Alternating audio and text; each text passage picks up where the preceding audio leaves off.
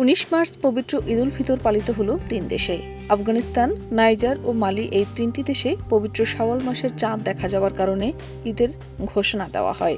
দেশগুলো 18 মার্চ জানিয়েছিল তাদের আকাশে শাওয়ালের চাঁদ দেখা গেছে।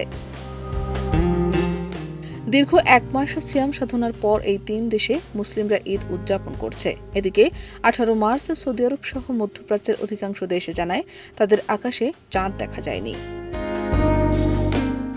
পাকিস্তান ও আফগানিস্তানের মধ্যে চলমান সীমান্ত সংঘর্ষ এবং সাম্প্রতিক বিমান হামলার তীব্র উত্তেজনার মধ্যেই 19 মার্চ আফগানিস্তানে পবিত্র ঈদ উল ফিতর পালিত হয়েছে। সংঘর্ষ ও মানবিক সংকটের মাঝেও তালেবান সরকার এবং পাকিস্তান সাময়িক যুদ্ধবিরতি মেনে ঈদ উদযাপন করেছে। আফগানিস্তানে এবার ঈদ উদযাপন হয়েছে অনেকটা অনাড়ম্বরভাবে। অর্থনৈতিক সংকট ও নিরাপত্তা হুমকির কারণে উৎসবের আয়োজন তেমন আড়ম্বর ছিল না। তারপরও মানুষ প্রয়োজনীয় শুকনো খাবার, মিষ্টি ও অন্যান্য ঈদের সামগ্রী কিনে ঈদ উদযাপন করেছেন। উৎসবের দিন সাধারণ মানুষ পরিবার ও আত্মীয় স্বজনের সঙ্গে মিলিত হয়ে যুদ্ধের ভয়াবহতার মাঝে কিছুটা আনন্দের মুহূর্ত খুঁজে পেয়েছেন।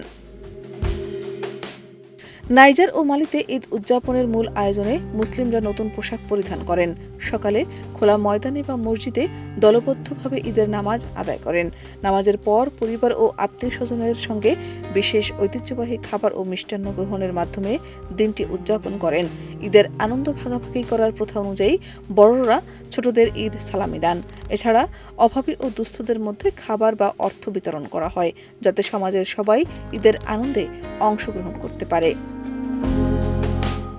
শাহনাজ পারভীন, দেশ রূপান্তর।